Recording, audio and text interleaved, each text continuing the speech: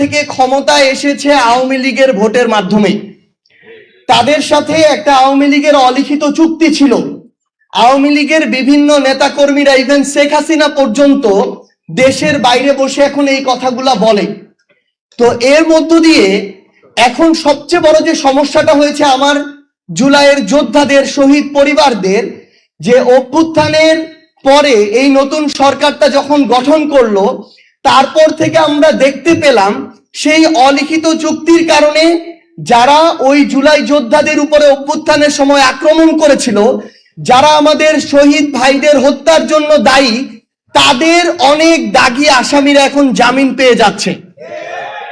আমাদের আহত যোদ্ধাদের উপরে ঢাকা শহর থেকে শুরু করে বিভিন্ন জায়গায় যারা হুমকি দিয়েছিল, আক্রমণ করেছিল, লাঠি দিয়ে পিটিয়েছিল, তারা এখন আবার ওই একই জায়গায় বুক ফুলিয়ে বেড়াচ্ছে এবং আমার আহত যোদ্ধা আর শহীদ পরিবারদেরকে বলছে যে তোদের সময় শেষ হয়ে এসেছে, আমরা ফিরে এসেছি, দেখব তোরা কি করতে পারিস।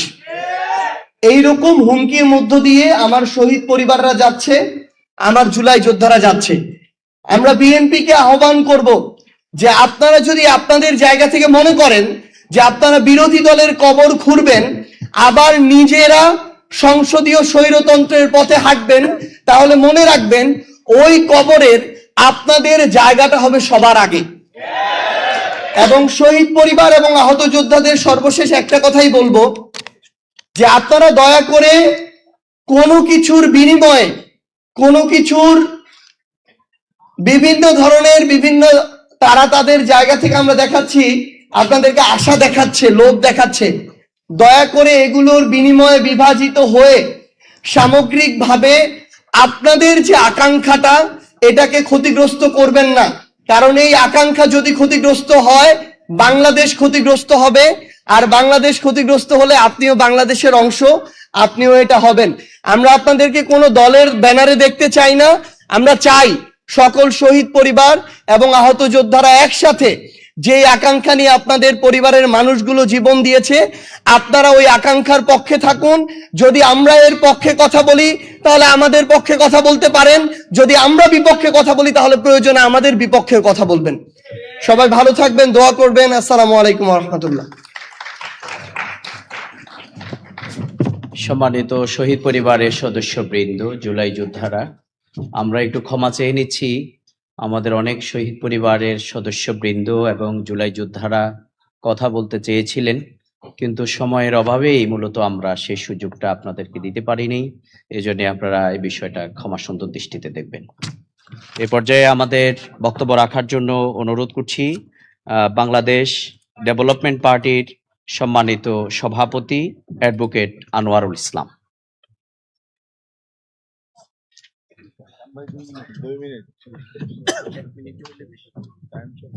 আসসালামু আলাইকুম রাহমাতুল্লাহ। আজকের এই মত বিনিময় সভার সম্মানিত সভাপতি, প্রধান অতিথি, শহীদ পরিবারের সদস্যবৃন্দ, জুলাই যোদ্ধা, আমরা খুব উদ্বিগ্ন। যে আকাঙ্ক্ষা নিয়ে এই আন্দোলন হয়েছিল, অভ্যুত্থান হয়েছিল, আমরা যখন 5ই আগস্টের পরে ঢাকা শহরে ঘুরতাম, প্রতিটা দেয়ালে গ্রাফিতি করে আমাদের সকল আকাঙ্ক্ষা ফুটিয়ে তোলা হয়েছিল।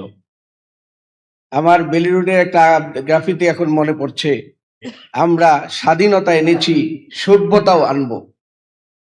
আজকে সরকার যে অবস্থানে গিয়েছে, তারা আসলে সভ্যতাকেই চ্যালেঞ্জ করছে। মানুষের আকাঙ্ক্ষা এবং এই দেশ গঠনকে গুরুত্ব না দিয়ে আমরা যে কথা শুনেছিলাম, আমার একার ইচ্ছায় আমি দেশে আসতে পারবো না, সেই ইচ্ছাটা কি আজকে সংসদে আমরা তা দেখছি। সেই ইচ্ছাটা দেশের একজন প্রধানমন্ত্রী, উনি সংসদে বসে পেপার পড়েন, মোবাইল দেখেন, টেবিল চাপড়ান, তারপরে তার আর কোনো কথা নেই। কিন্তু তার একটা কথা ছিল, আই হ্যাভ এ প্ল্যান। আমরা অবশ্যই আপনার সেই গোপন প্ল্যান আমরা বুঝতে পারছি, শহীদ যোদ্ধারা তা বুঝতে পারছে। বাংলাদেশে কোনো গোপন প্ল্যান বাস্তবায়ন করার আর সুযোগ নেই। আজকের এই মতবিনিময় সভায় আমরা যে ধরনের আকাঙ্ক্ষার কথা শুনেছি, আশা করি অচিরেই আমরা আর গণ অভ্যুত্থান নয়, বাংলাদেশে নতুন করে বিপ্লবের মাধ্যমে সকল আকাঙ্ক্ষা সকল প্ল্যানকে ধূলিসাৎ করে নতুন বাংলাদেশ গঠন করব ইনশাআল্লাহ। আসসালামু আলাইকুম ওয়া রাহমাতুল্লাহ। সম্মানিত সুধীমণ্ডলী, এ পর্যায়ে বক্তব্য নিয়ে আসছেন জাতীয় গণতান্ত্রিক পার্টির মুখপাত্র ও সহ সভাপতি জনাব ইঞ্জিনিয়ার রাশেদ প্রধান। এ পর্যায়ে বক্তব্য রাখছেন ইঞ্জিনিয়ার রাশেদ প্রধান। বিসমিল্লাহির রহমানির রহিম। আজকের এই মতবিনিময় সভার সম্মানিত সভাপতি, সম্মানিত প্রধান অতিথি, মঞ্চে উপবিষ্ট 11 দলের শীর্ষ পর্যায়ের নেতৃবৃন্দ, আমার সামনে উপস্থিত জুলাই যোদ্ধারা, শহীদ পরিবারের সদস্যরা, সাংবাদিক বৃন্দ, আসসালামু আলাইকুম। মনোযোগ দিয়ে সবার কথা শুনেছি, বক্তব্য দেওয়ার কোনো কিছু নাই। স্পষ্ট ভাষায় জানিয়ে দিতে চাই, এই বিএনপি ক্ষমতায় আসার পরে তারা শহীদি রক্তের সাথে বেঈমানি করেছে, তারা শহীদ পরিবারদের সাথে গাদ্দারি করেছে, তারা জুলাই যোদ্ধাদের অপমান করেছে। তাদের জানিয়ে দিতে চাই, বাংলার মাটিতে জুলাই বিক্রি হবে না। অতএব ওই দিল্লির পরিকল্পনায় আওয়ামী লীগের রেখে যাওয়া অসমাপ্ত কাজ যদি বিএনপি পূরণ করার জন্য ক্ষমতায় যায়, তাহলে তাদের জানিয়ে দিন আমরা প্রস্তুত আছি। 1 জুলাই গিয়েছে, আরেক জুলাই আসবে, আবারও গণভোটান হবে ইনশাআল্লাহ। কিন্তু গণভোটের আলোকেই জুলাই সনদ বাস্তবায়ন করতে হবে। এর আগ পর্যন্ত আমরা থামবো না ইনশাআল্লাহ। যদি না হয় সংসদে, সমাধান হবে রাজপথে। আপনারা প্রস্তুত আছেন? দেখা হবে বিজয়ের মঞ্চে, বিজয়ের পথে যাত্রা শুরু, জীবন অথবা মৃত্যু। আসসালামু আলাইকুম।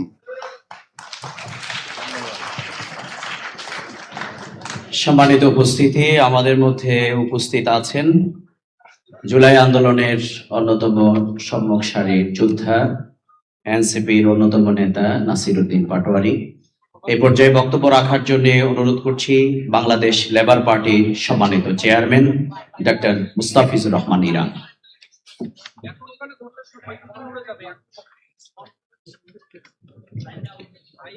অধ্যকার সভার সম্মানীয় সভাপতি, প্রধান অতিথি, জাতীয় নেতৃবৃন্দ, শহীদ পরিবার এবং আহত ভাই ও বোনেরা, আসসালামু আলাইকুম ওয়া রাহমাতুল্লাহি ওয়া বারাকাতুহু।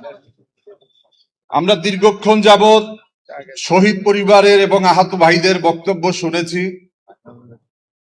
2006 সাল থেকে আমরা বিএনপির সাথে বাংলাদেশ লেবার পার্টি আন্দোলন সংগ্রামে ছিলাম। আমাদের সেই 4 দলীয় জোটের পরে আমাদের শীর্ষ নেতাদের মধ্যে নিজামী ভাইকে ফাঁসি দেওয়া হয়েছে, বেগম খালেদা জিয়াকে গ্রেপ্তার করে বিনা চিকিৎসায় হত্যা করা হয়েছে, এবং আমি মতিঝিলের শাপলা চত্বরে যুবলীগের সন্ত্রাসীরা আমাকে নির্মমভাবে, বর্বরোচিত ভাবে যেভাবে হত্যার উদ্দেশ্যে হামলা করেছিল, আমার পুরো পিঠ সাদা। লক্ষ লক্ষ মামলা দিয়েছিল আওয়ামী লীগ, গুম করেছে, খুন করেছে, আয়নাঘর করেছে। তারপরেও আজকে বিএনপি ক্ষমতায় যাওয়ার পরে যেই চেহারা জাতির সামনে উন্মোচিত করছে, আজকে ঘৃণা লাগে, লজ্জা লাগে। এই বিএনপি সেই বিএনপি নয়। আজকে আমরা শহীদ পরিবারের বক্তব্য শুনেছি, আহত ভাই বোনদের বক্তব্য শুনেছি।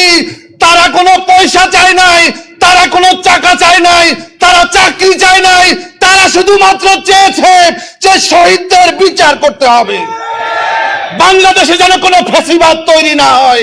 এজন্য জুলাই সনদকে বাস্তবায়ন করতে হবে। আজকে 50% ভোট পেয়ে বিএনপি বলেছে তারা ক্ষমতায় গেছে, আর 70% ভোট পেয়েছে গণভোট। আজকে বিএনপি যদি 70% ভোট যদি মেনে না নেয়, আমরা 50% ভোটকেও মেনে নেব না, আমরা এই সরকারকে মেনে নেব না। রাজপথে সমাধান হবে। আপনারা সবাই থাকবেন তো? ইনশাআল্লাহ এই আন্দোলনের মাধ্যমে আমরা জুলাই সনদকে বাস্তবায়ন করে ছাড়বো ইনশাআল্লাহ। আল্লাহ হাফেজ। বাংলাদেশ জিন্দাবাদ, বাংলাদেশ লেবার পার্টি জিন্দাবাদ।